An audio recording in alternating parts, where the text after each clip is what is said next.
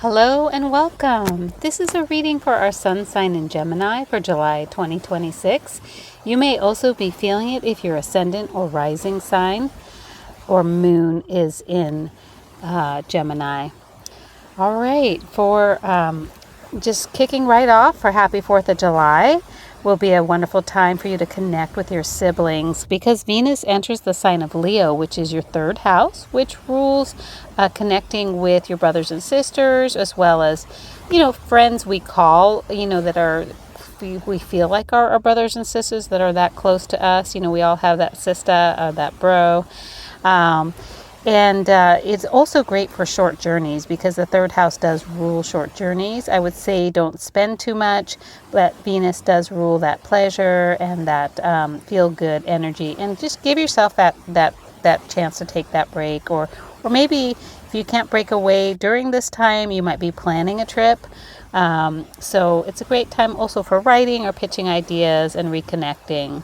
Moving right along, July 7th, Mercury will enter Gemini, which is your first house. So somewhere in there, Mercury may conjoin your sun or your ascendant. So communication and quick wit are definitely happening for you. You're in your element. It's a wonderful time for you to work on your personal brand and take the lead. Your energy, work on your self-care because you're going to have a lot of energy, mental focus, fresh bursts of clarity with Mercury either conjoining your sun or your ascendant. And Gemini's are very quick thinkers as well and quick wit. July 16th, the sun will enter Cancer, which is your second house. So you're going to be it would be a great time to pay some bills, to look at your overall plan, your personal finances, your net worth, your self-worth.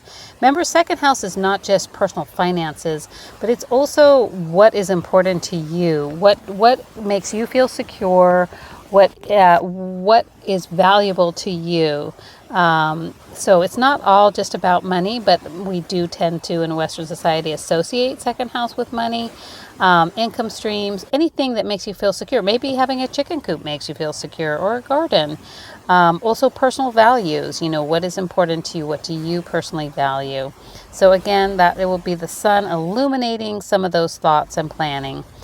July 24th, for everyone, Mercury goes retrograde, and for you, Gemini, it is in your first house. So again, it may be that retrograde might be crossing over your sun or ascendant. So be wary of miscommunication. Remember, anytime a planet goes retrograde, there is sort of that pause button. And I always say, it's not a good time to sign a contract during that retrograde time. So first part of the month, you're moving forward, lots of quick wit, great time to connect. Then July 24th, things are going to be slowing down for you. Avoid misunderstandings, slow down, triple check everything. Don't talk too fast. Just July 24th is a good time to start to slow down a bit in your communication. Now, the big news, which I have talked about since the beginning of the year, is this nodal ingress.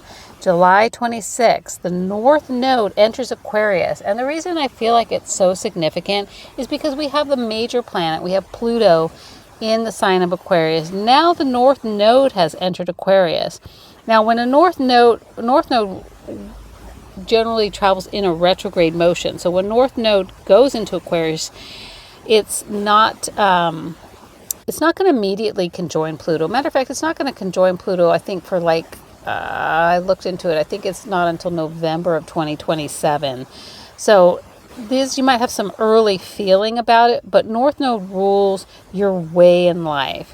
And so since it's going to be loosely conjoined to that major Pluto, transit that's happening for 15 years for everybody, and in your case, this is your ninth house, which is education, higher learning, metaphysics, long distance travel, international travel, or if we can't get on a plane and travel there, maybe we are watching movies about foreign countries or being online with people from all over the world. So again, but North Node is your path in life. So you're really going to feel that pull. that evolutionary growth path to higher learning, travel, philosophy, and belief systems, to broaden your horizons, really embrace the authentic self of you, and gonna get a bigger worldwide perspective. Now, when the North Node changes signs, so does the South Node. So, South Node is that which we are letting go of, and in your case, that is into the Leo, which is the third house for you. Third house is siblings.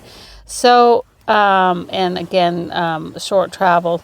So in your case, I would say you'd be moving away and letting go of sort of an over-reliance on validation from others, or even information hoarding or micromanaging your immediate environment. Also moving away from performance-based communication and more towards genuine big picture wisdom. So be aware of that which you are finding a calling towards, but also that which you're letting go and freeing up of. Moving along the lunations, the new and full moons. July 14th, the new moon is in Cancer. New moon is always sort of new energy, and then, of course, again, second house, so that's a financial reset for you. July 29th is the full moon in Capricorn, which is the 8th house, so you're going to focus on big money there and shared resources. That's all for now. I hope that helps, Astro Angel. Please hit the like or subscribe if this resonates with you. Thank you so much.